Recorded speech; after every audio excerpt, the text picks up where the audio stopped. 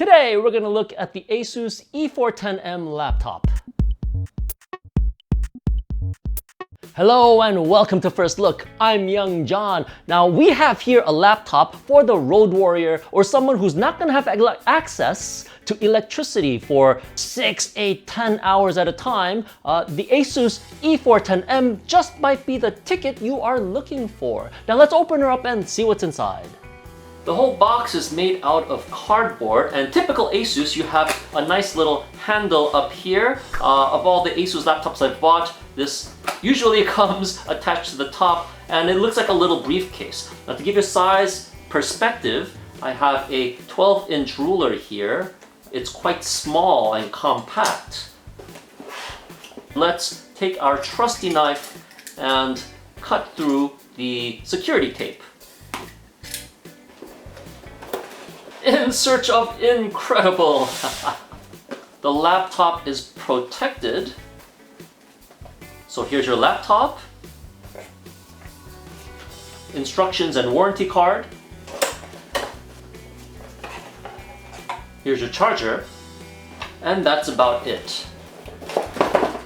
And that's everything you get in the box. You have your laptop, your paperwork, and your wee little charger.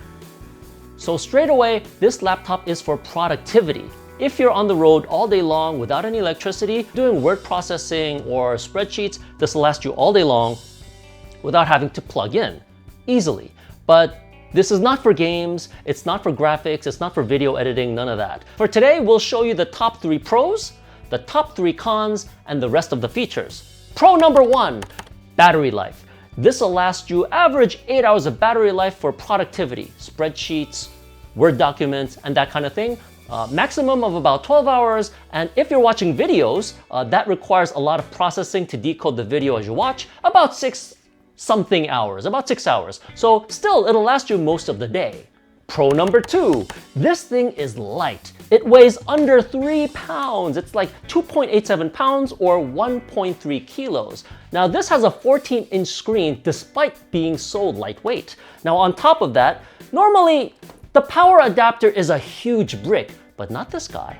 This weighs as much as your cell phone. This is so small. Look at this. The size of this is so small compared to your laptop here. I mean, it's incredibly tiny, this thing. So really lightweight, super portable.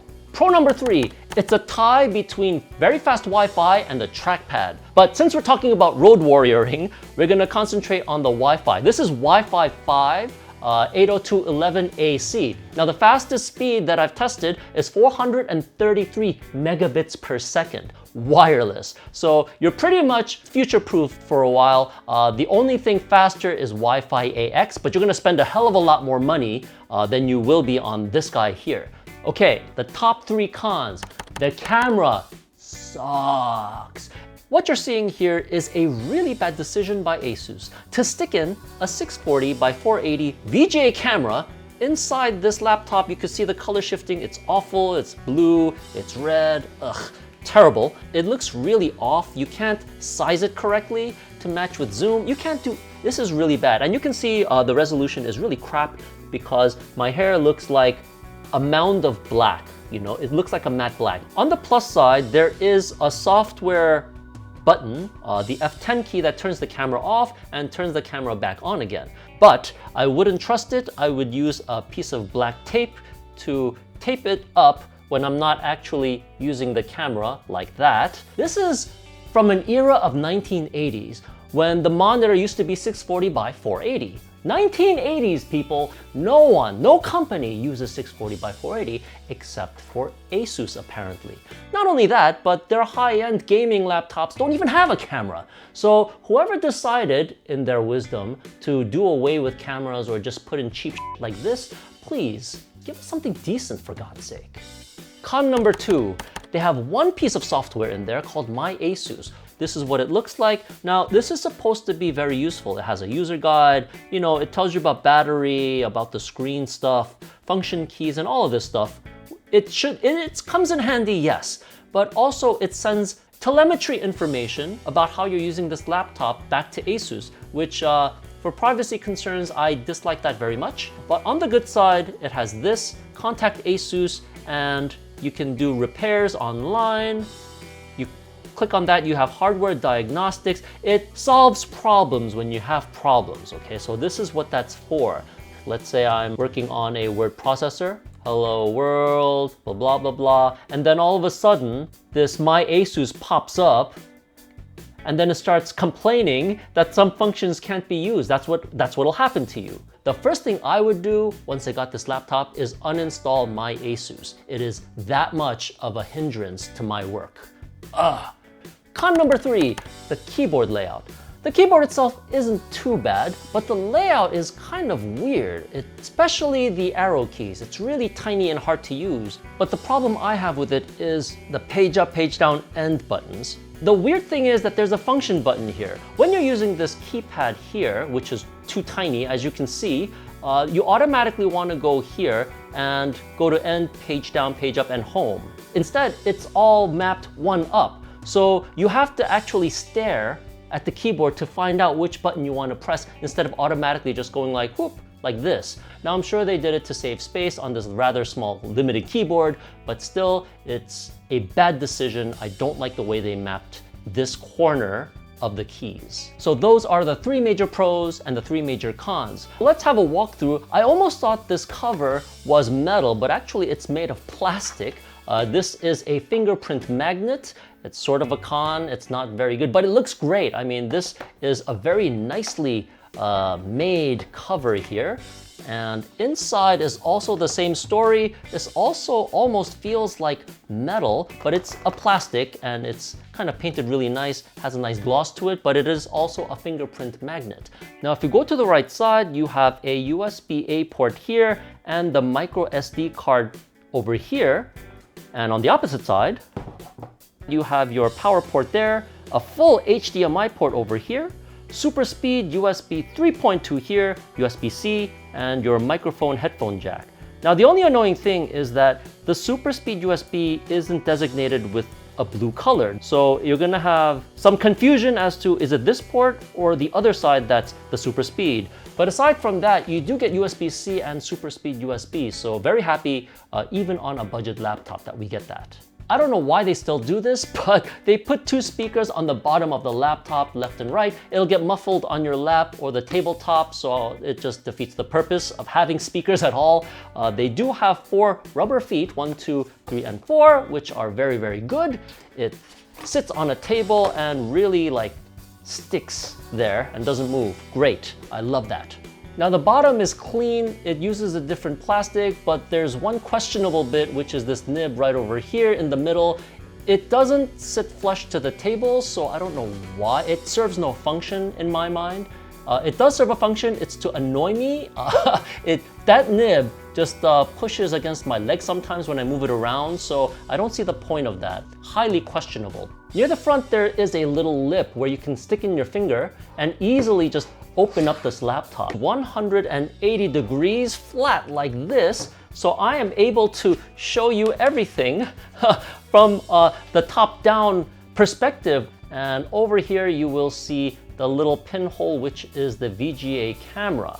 Here's the keyboard. You have chiclet style keys. It's not bad, but it's kind of mushy. When you press it, you have a lime green enter key, and along the top, you do have function keys that double as media keys. If you want to toggle function lock, it's function and escape to lock, and function and escape to unlock. You do have a backlit keyboard. You press F7 to toggle between 3 levels. This is level 1, level 2, level 3, and you have also off. It's hard to see in this light, but it's there. This is a fanless design, so there's no noise, it's silent. This trackpad is one of the best ones I've ever used in my whole life. The size is 4.7 inches, and it doubles as a numerical pad by holding down this on-off button here. 1 second, and you see this little light go on. Now it's a number pad. It's got a neat trick. Once you turn the number pad on, you can pull up the calculator by swiping across from up here. See, it automatically came up, and you can do, instead of having to go, oh, 120 by whatever. Let's say I get paid $15 an hour, 1.5, and you want to multiply that by 8 hours today equals 120. It's so useful. I love this thing. And once you want to use the trackpad again, you hold down the on-off for 1 second. Light is off. So now you can go ahead and do whatever else you want. Now, another thing about this pad that I love is you can disable this trackpad while you type by pressing F6. And you see the touchpad is disabled, so if I move this around, I can't move it around anymore. So now you can type whatever you want without having any fear of the cursor jumping somewhere else. Re-enable your trackpad again by pressing F6. Touchpad is enabled. There you go. Let's talk about the unbelievable battery life of this thing. So you might be wondering, how is this able to give you 8+ hours of battery life? And the answer is the CPU. This uses the Pentium Silver quad-core N5030 CPU, more advanced than the previous gen, the N4000s. That's only dual core. This is quad core now, but it still sips power at 6 watts. It's like a gentleman sipping tea. It runs at 1.1 gigahertz sustained to 3.1 gigahertz in turbo. Now, the operating system it actually comes with is not Windows 10 Home, it's Windows 10 S Mode, which is the worst crap in the history of operating systems. They lock you in and force you to use software that Microsoft has approved on their website. Like if you have a program that you need to install for school or work or something, you can't do it unless you update out of Microsoft S Mode into regular Microsoft Windows. Now, before they used to let you do it without having to use a username and password, but now they force you to register for an account which they match to your laptop, so you're forever tied to it. They know who you are, they know where it is, and all of this kind of bullshit. So get out of the S Mode as quickly as possible and try to unlink it from that account. The graphics also sips energy. It uses the Intel UHD 605. It's a bit better than the previous generation. Storage is a SanDisk 128GB eMMC card. Usable capacity is 116 gigabytes. I actually partitioned into two smaller parts, 64 and 64, one for the operating system and programs and one for the data. The audio is a Realtek device, and that's about it. Let me put in a micro SD card. I have a lot of data in this little micro SD card. And this is the type where you stick it into the side and you need to use your thumbnail and push it in. And you hear a click, click. Let's open up Window. And just to show you how quickly it can open things up. I mean, it's really, let's go to an article maybe. I wrote something on the Turtle Beach controller. Here is a docx. There we go. Look how fast it is. I love it. You can also do graphics too. I mean, I wouldn't advise running Photoshop, but you can run OrphanView. OrphanView is a great little program. It does graphics really well. So let's say I want to go here. Let's grab a screenshot of this. Where is print screen? And then we will open up OrphanView, double click that. There we go. Paste it in, and yeah, there it is. So we can take this and let's say we want to crop it. We crop just this part, Control Y, and we want to save it, save, and it pops up like this, and we save it on the desktop. Let's call this, oh, I don't know, Specky Quick, save it, there we go. And it's really fast, it's done. So here we saved our picture, Specky Quick, and yeah, you can do simple graphics like this, not a problem. Let's start up the internet just to see how fast things load up. We're gonna launch Firefox from 0. There we go. Pretty quick, not too bad. Let's go to bbcnews.com. So this is very, very speedy. It'll only be as slow as your internet connection at home.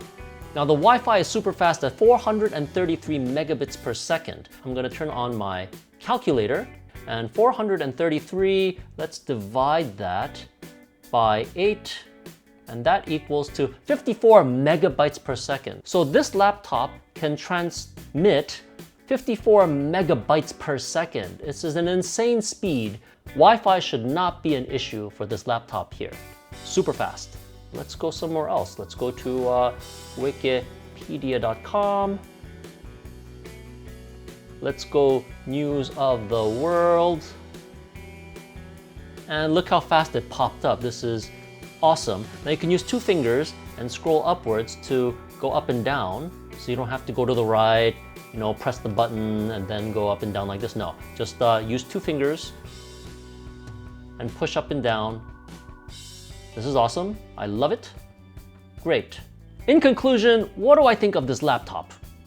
Aside from that crappy VGA camera, everything else is kosher. I love this laptop. Worth every penny. The number one thing for me was the 8 hours of battery life plus, up to 12 hours. That was just what? If your budget is around $250 to $300, definitely consider this guy. Again, it's not a gaming laptop. It's not something you do video editing on. It's not something to do heavy graphics on. But for productivity, web browsing, Word documents, this is it. I mean, it's got a great trackpad. It's got a full high-def screen. Good for indoor use, not for outdoor use, but for indoor use. So if you're a road warrior and you're not sure the next time you're going to be able to find an outlet or a plug, this guy is for you all day long. Asus E410M, and that's our look into the YouTube channel. And that's our look into the Asus E410M laptop. Hope you enjoyed watching this video and hopefully it helped you out. Now we'll leave Amazon affiliate links down below in the notes if you want to check out prices. And if you haven't yet, please take a moment now to subscribe to the First Look YouTube channel. That's Look with 2 zeros. All right, we'll see you all again next time.